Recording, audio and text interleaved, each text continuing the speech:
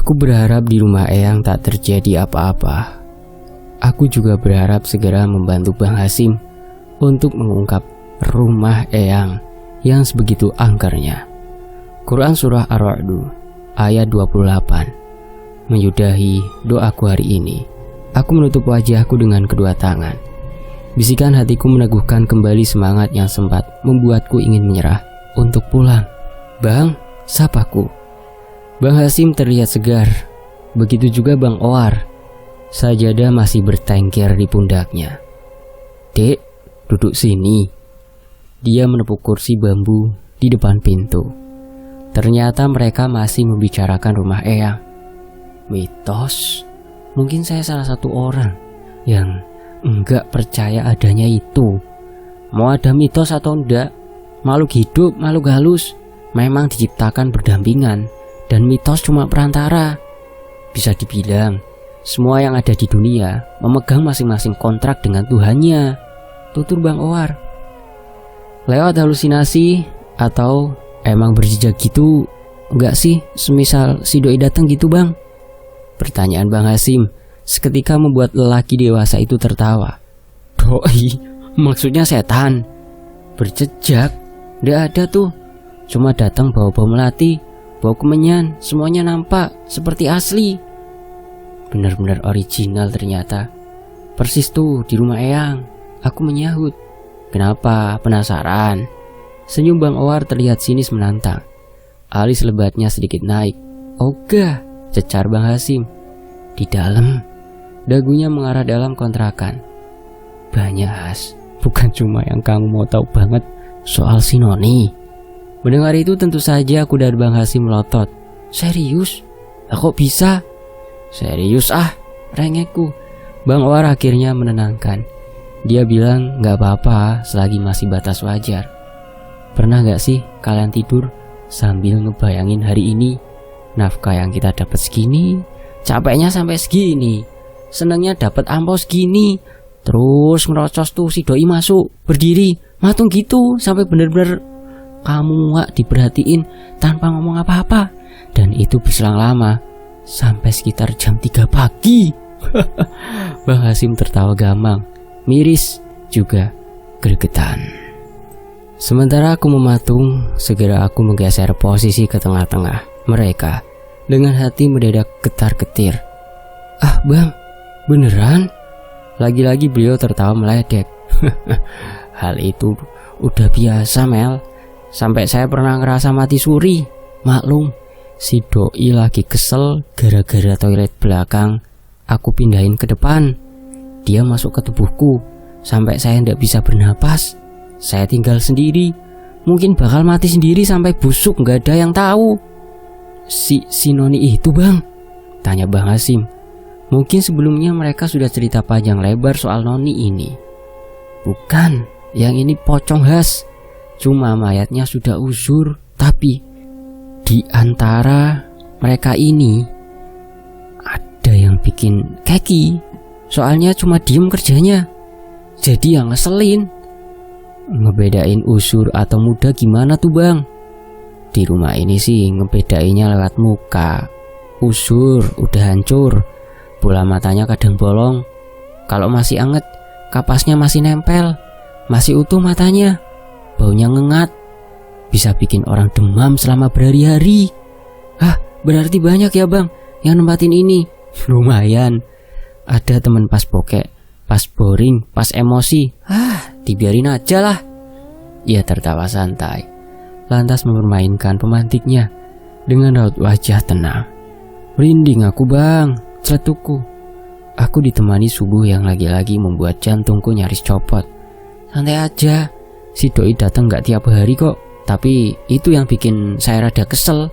"Kok kesel Bang?" "Iya, mending datang tiap hari jadinya gak bikin kaget.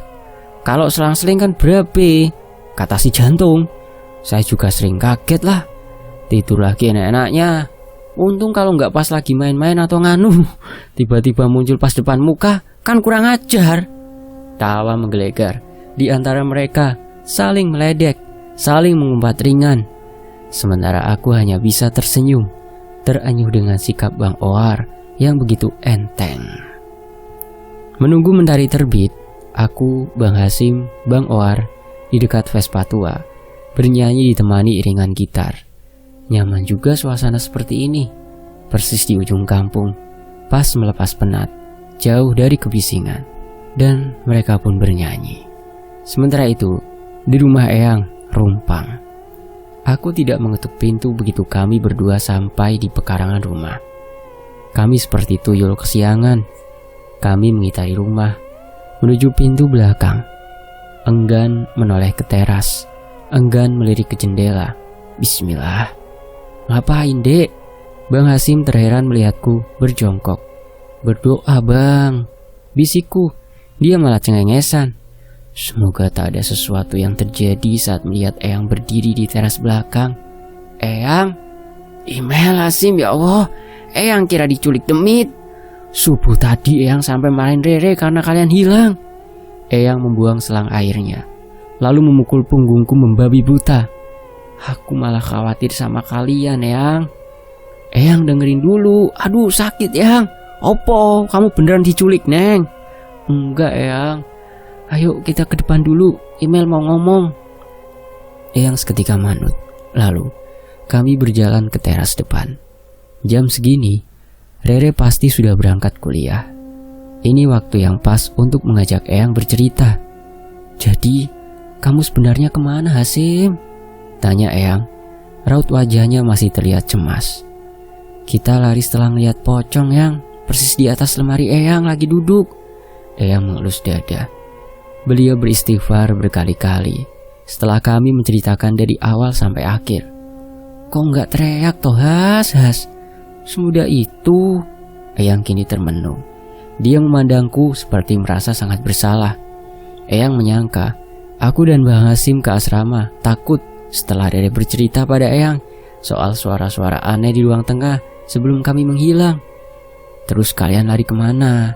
Kenapa ndak lari ke masjid atau ke rumah Umi? Ke masjid ntar dikira anak nakal lagi belingsatan. Ke rumah Umi di jam segitu ya nggak mungkin. Kami lari nggak sadar, sendal nggak dipakai sampai ke Melati 2, tempat kawan Bang Hasim. Walah Gusti. Eyang tersungut-sungut. Ia memegang kepalanya dengan tangan bergetar. Eyang, jangan dipikirin terlalu keras ya. Email nggak apa-apa. Email nggak bakal ninggalin Eyang. Lah, barusan semalam kamu ninggalin Eyang, Neng, sahut Eyang sewot. Itu kan terpaksa, Yang. Terus kalian makan sahur di mana? Pakai apa? Dibelikan Bang Owar, Yang. Nanti dia kesini kalau nggak lagi kerja. Ya sudah, hari ini Hasim bakalan manggil tukang dan beberapa orang. Pohon samping rumah mau dipangkas, dalam rumah mau dibersihin juga. Hitung-hitung bikin rumah Eyang bersih dengan liburnya Bibi Lija, ucap Bang Hasim. Tadi aku sudah sepakat dengan idenya. Karena Bang Owar belum bisa berkunjung hari ini, jadi kami putuskan untuk mengundang orang lain dulu. Semoga dengan bersihnya rumah Eyang bisa mengusir makhluk halus itu. Malam nanti sudah malam Jumat. Aku harus melawan rasa takut itu. Melawan hal yang akan terjadi jika seandainya benar ada sesuatu ingin menimpaku. Yowes kalau gitu, kalian mandi dulu. Terus tolong nanti panggil Umi kamu kesini ya. Diajak juga, Yang. Eyang meminta resep kue basah buat buka puasa nanti. Baik, Yang. Sementara itu, paku yang berjajar seperti barisan Panglima TNI segera aku singkirkan dari pintu. Meja rias, meja belajar, juga demikian. Masing-masing sudah mendapat posisi baru. Lemari aku geser lebih dekat dari ranjang. Begitu juga dengan baju yang bertumpuk-tumpuk, meminta segera dilipat. Lantai terasa licin, dinding berwarna cerah, perlu ditambah perekat besi dan dipernis. Semua seperti permak baru. Aku segera menyelesaikan tugas selanjutnya, menyusun pakaian di lemari. Baju Rere paling atas, bajuku di tengah. Selimut berada di rak paling bawah. Mukena sudah aku tenggerkan ke pundak kursi. Sementara itu, suara riuh dari dapur dan halaman luar terdengar. Ada yang tertawa, ada yang berteriak. Karena penasaran di luar sedang apa, aku buru-buru mengintip dari sudut teras. Suara bisik-bisik ternyata terdengar dari dinding belakang. Sudah lama, saya bahkan sudah punya cucu. Dulu di seberang situ berdiri puluhan pohon pisang, ucap tukang yang bertugas memangkas ranting. Kakung Baba sudah meninggal kala itu. Jadi ya memang sudah lama. Kalau kebun di situ milik siapa, Kang? Milik Juragan Harto, Den. Luas sangat, pantas bergelimang harta. Tidak seberapa. Itu tanah cuma seujung kuku dari harta orang tua Kakung Baba. Pekuburan Siliwangi miliknya semua.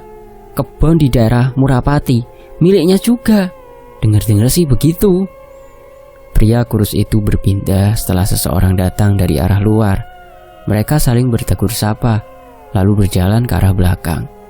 Aku yang masih ingin mendengar percakapan itu segera mengikuti, tentu lewat ruang dapur. Email, ngapain kamu lari-lari? Sana, bantu Hasim beli air kardus. Bentar Eyang, email ke belakang dulu. Ternyata para pekerja menuju kamar mandi belakang. Sampah berserakan, terlihat menumpuk di teras rumah. Sampah itu berasal dari pohon nangka di sisi kiri kamar mandi. Betul, Kang? Pria yang kurus tadi meletakkan, perkakas. Nggih, betul. Namanya Santoso, dari Karawang. Cuma tak tahu mengapa rumah belakang di kebun itu dirobohkan. Aku masih di Jember kala itu.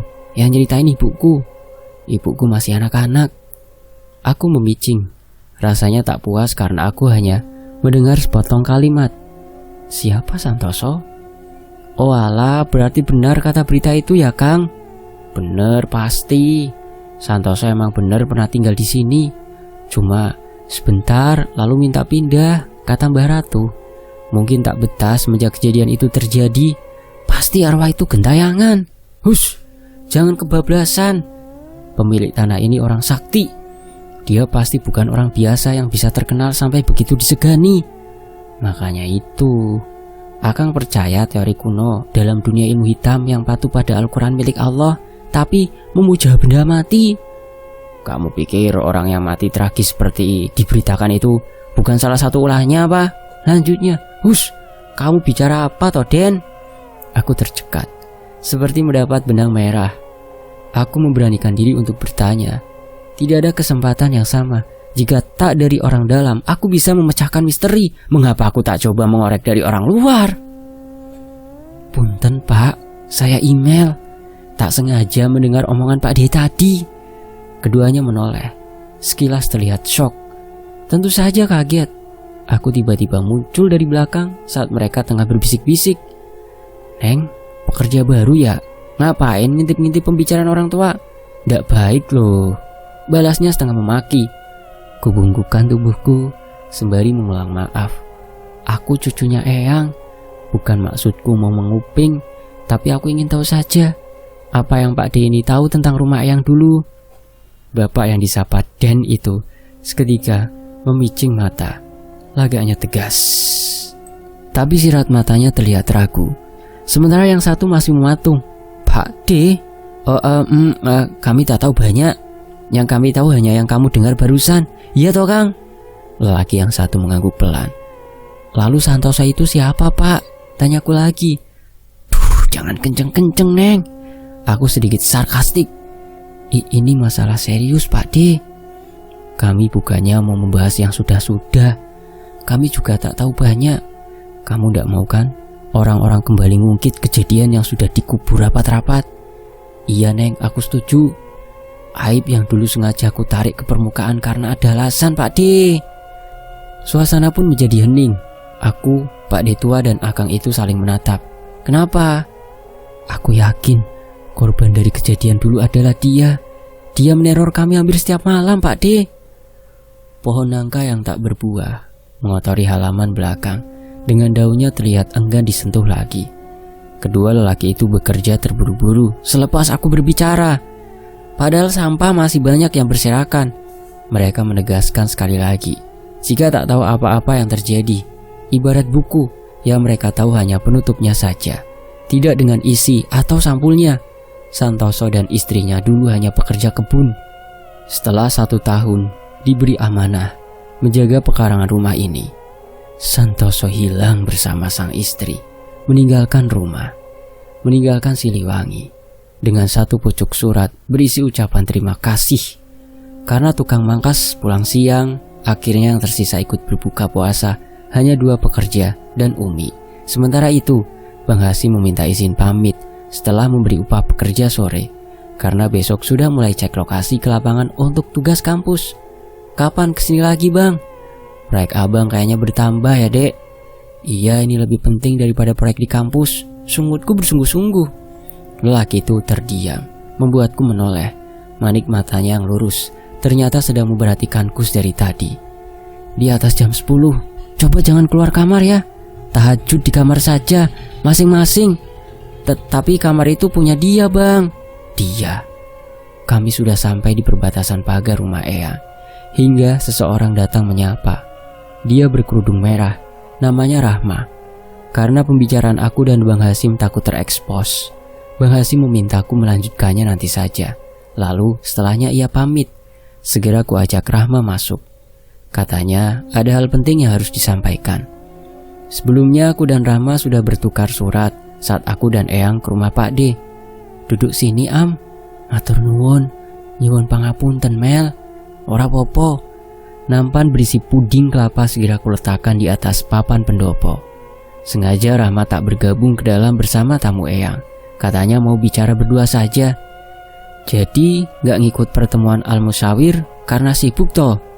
Iya, maaf ya am. Nanti pasti aku ngikut. Rahma tersenyum. Gak apa-apa Mel. Kita bahas itu di masjid. Aku kesini mau bicara hal lain soal aku ketemu orang aneh pekan lalu pas kamu pergi di depan pagar tadi. Seusai berkata begitu, Rahma tiba-tiba menarik nafas panjang. Apa Rahma diteror juga? Apa dia pakai kain putih mak? Wajahnya hitam manis. Di luar dugaan, Rahma ternyata menggeleng. Alisku terangkat, tebakanku salah. Apa sosok itu juga berubah wajah di luar rumah? Sekali gadis di depanku itu bertingkah aneh. Kusut ujung gamisnya karena diremas jari tadi.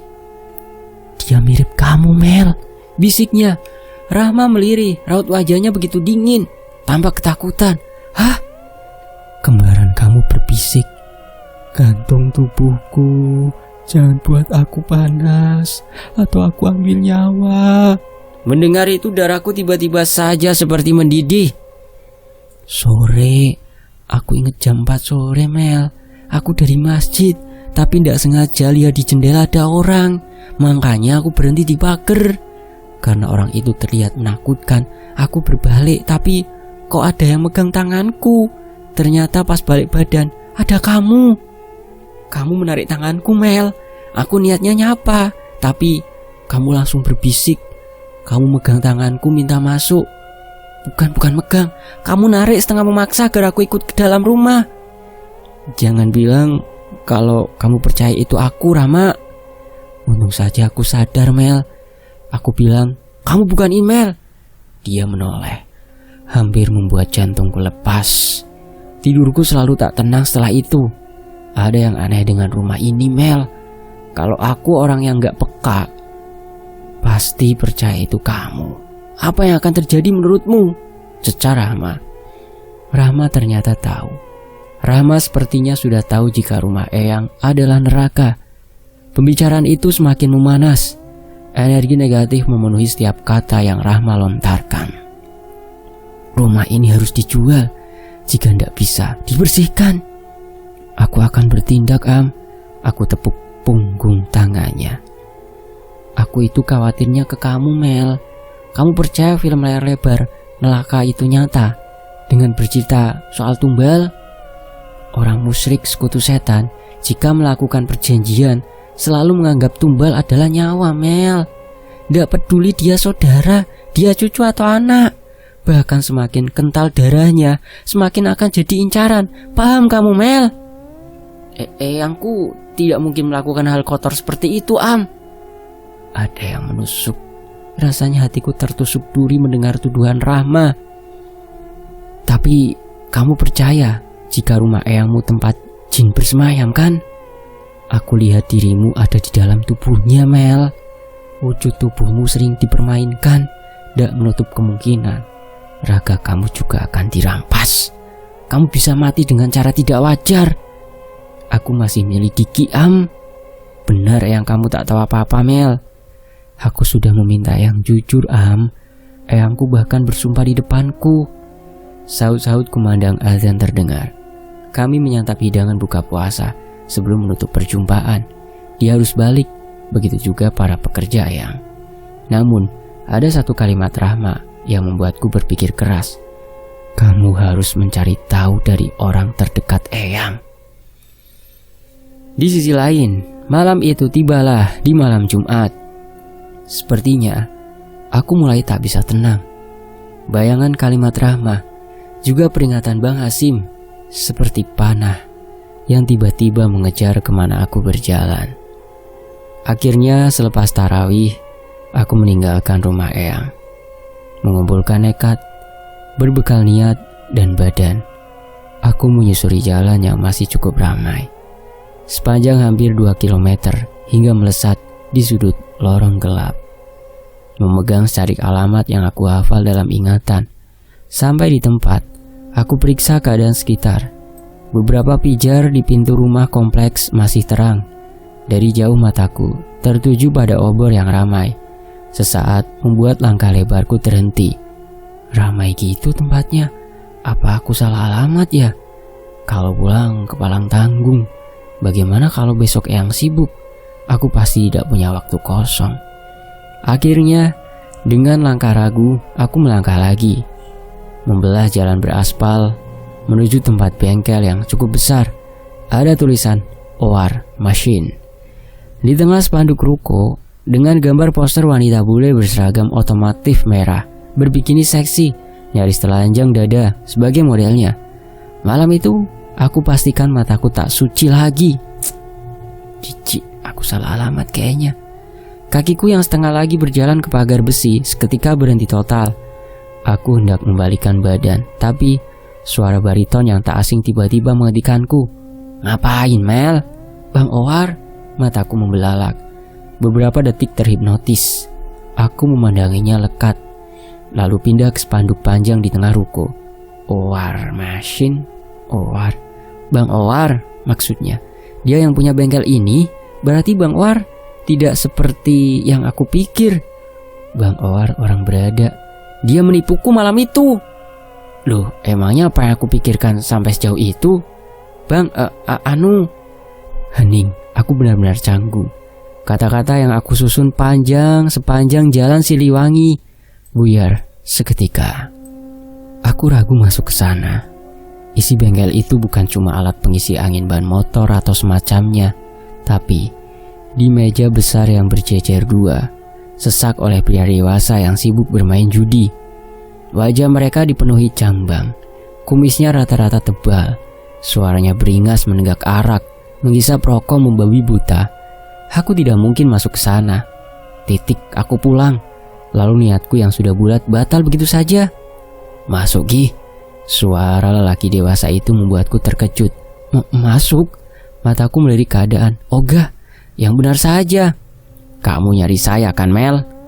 Om-om ini mulai bikin aku jengkel. Ternyata stigma aku yang kemarin itu salah besar. Bang Owar bukan lelaki baik-baik. Dia ternyata preman. Buktinya tempat kerjanya penuh orang berjudi. Meja tempat dia duduk tadi juga penuh gelas arak. Baunya menguar sampai ke tengah jalan. Lama menunggu, Bang Owar memaksaku masuk. Gak mungkin kamu jalan sampai ke sini kalau gak ada apa-apa, cibirnya. Dia menyuruhku duduk di bagian dalam bengkel, sedikit berjarak dari lelaki di meja sana. Iya, tadinya mau bicara bang, tapi kayaknya gak bisa. Lelaki dewasa itu meletakkan gelas yang hendak diisi air. Beberapa saat dia menengok. Terus, ya orang-orang itu diusir dulu lah bang. Bang Owar masih menatapku tak peka. Matanya tajam, rambut gondrongnya terlihat rapi, tak seperti di kontrakan waktu itu, berantakan. Jambangnya tadi cukur, sekarang kalau boleh jujur, dia terlihat berbeda. Jadilah kami saling tatap-tatapan. Dia kelihatan bingung dan kaku, malah makin membuatku tak tahan. Mau pulang. Aku gak bisa kalau ada mereka bang. Netranya seketika berpindah haluan. menatap orang-orang bising di luar, lalu berjalan ke depan. Saya tutup bengkel dulu. Aku segera mengikut. Kami keluar, lalu Bang Ohar meminta izin ke salah satu lelaki jangkung di meja untuk menjaga bengkel. Setelah bengkel ditutup setengah, kami melesat ke satu jalan. Aku ikut menyusuri lorong, mengikuti langkahnya yang lebar dengan hati ragu-ragu. Kenapa malah mau pulang sih? Todongku di tengah jalan sebelum aku jengah dan membatalkan niatku. Kita ke balai itu, bukan ke kontrakanku. Aku tidak peduli lagi. Di mataku Bang Ohar sudah bukan lelaki yang baik-baik. Persetan dengan tangannya yang lihai memetik senar, juga hobinya yang naik gunung, juga wajahnya, juga sikapnya yang kemarin. Mau ngomong apa? Mulutnya berbau rokok bercampur oli, menahan helaan nafasku. Pasti sudah meminum arak dicampur minuman sasetan. Email tadinya mau ngomongin soal yang kemarin. Kulirik sekali lagi. Dia menyugar rambut dengan tangan kekarnya, lalu mencomot rokok di balik setelan kerjanya. Oh maaf, hari ini bengkel ramai. Nanti saya ke sana. Saya sudah bilang ke Hasim, katanya. Memang Mbak Hasim sudah bilang kalau Bang Ohar akan datang lain kali. Tapi email cari Bang Ohar sekarang karena ada hal lain. Bang Hasim tidak tahu karena dia sudah pergi. Oke, bicara saja Mel. Lanjutnya, rokok yang tadi sudah terselip di jari kembali disimpan ke dalam saku. Besok temani email ke kampung Deman Loa. Kalau bisa jam 8 pagi kita udah berangkat. Buat apa Mel? Email mesti cari Bibi Lija, pengasuh Eyang yang pulang kampung. Bibi Lija pasti tahu soal sejarah rumah Eyang. Sebetulnya juga aku kesini mau bilang, sosok itu pernah muncul ke tetangga Eyang. Dia bilang katanya ada pengajian di rumah. Aku bingung juga takut dia mau apa sebenarnya. Dia juga udah mengancam teman email, mau membunuh. Jujur, itu bikin aku frustasi bang. Bang Ohar tertegun. Dia masih enggan memalingkan wajahnya. Kapan dia bicara begitu? Minggu lalu saat rumah itu kosong bang. Aku Eyang ke rumah Pak D. Katanya mau ngebunuh. Tanyanya. Aku mengangguk cepat lalu terkulai lemas. Sementara ekspresi Bang Ohar datar, entahlah. Dia mungkin saja berpikir aku mengada-ada. Bocah mengada-ngada. Mana mungkin ada setan yang menyerupai orang. Bang, email serius. Tak ada sahutan. Dia melempar pandangan dari tatapanku. Hembusan angin malam seketika menampar wajahku. Seperti sikap lelaki dewasa di sampingku ini, dia juga menampar hatiku baru saja. Oke, ketemu di mana? Besok ketemu di depan bengkel abang. Email naik andong. Akhirnya setelah berpikir sejenak, Bang Ohar samar-samar mengangguk. Bang Ohar menawarkan bantuan untuk mengantarku pulang bersama salah satu temannya yang seumuran ayahku. Tapi aku menolak. Kok orang lain? Kenapa bukan dia saja? Sangat tak gentleman. Beneran gak mau jokes antar. Sekali lagi, ia bertanya, kami sudah kembali ke bengkel. Enggak, makasih bang. Bang Ohar sedikit nanar. Air wajahnya seperti enggan membiarkanku beranjak. Tapi lelaki itu tak berkutik sampai aku benar-benar melangkah jauh. Malam itu kembali aku disuguhi pemandangan rumput yang terawat. Ujung pagar berkayu kokoh mengepung rumah neraka itu. Untung saja aku sudah memasang gorden tebal di setiap jendela. Bukan lagi pocong, bukan lagi mukena menjuntai, bukan lagi gigi menyeringai atau mata melotot. Aku sudah mulai muak, lelah, bahkan aku di ujung pasrah. Assalamualaikum Eyang, email datang. Seperti tak berpenghuni. Raga dan pemilik tubuhku ini mulai menegang. Aku yang sudah mengambil ancang-ancang menuju pintu belakang, tiba-tiba terkejut. Suara bising dari balik pintu terdengar memekakan telinga. Aku mengetuk pintu sekali lagi, lalu berkali-kali. Krek, Rere, Mbak. Kamu, syukurlah belum pada tidur. Kamu main sama siapa sampai gak denger mbak teriak-teriak? Itu loh mbak, katanya kalau nemu bau bangkai dibakar aja. Rere udah bakar mbak, tapi makin bau, jadi mual-mual gini. Weh, yang mana lagi? Kok gak pulang-pulang sih? Selepas mencengkeram perut, Rere berlari lagi sambil berteriak menyebut anjing, babi. Padahal hewan-hewan itu tidak salah apa-apa. Itu salah penunggu kamar kita, Re. Tunggu, apa katanya? Dia sedang membakar sesuatu? Apa dia membakarmu kena itu? Aku yang setengah mati ingin melihat, segera mengikuti jejak Rere. Dia ke kamar mandi, sementara aku segera mencari tong sampah yang ada di belakang rumah. Di sana, api merakit penjuru dinding bak sampah dengan asap mengepul hebat. Tiba-tiba, terlihat seseorang duduk di balik pohon dengan kepala dan badan saling berlawanan arah. Dia melihat penuh emosi, tengkorak wajahnya mengeras, amarahnya begitu mengkilat. Jin asale saka geni, ora ana gunane kanggo ngobong aku. Kowe uga bakal mati. Bersambung. Nantikan bagian berikutnya hanya di Fakta Sejarah. Terima kasih Kak Zolepena sudah mengizinkan cerita ini dibacakan di Fakta Sejarah. Dan tentunya teman-teman yang sudah menyimak kisah ini di sini. Sampai jumpa ya, saya pamit. Wassalamualaikum warahmatullahi wabarakatuh. Alhamdulillahirabbil alamin. Terima kasih teman-teman.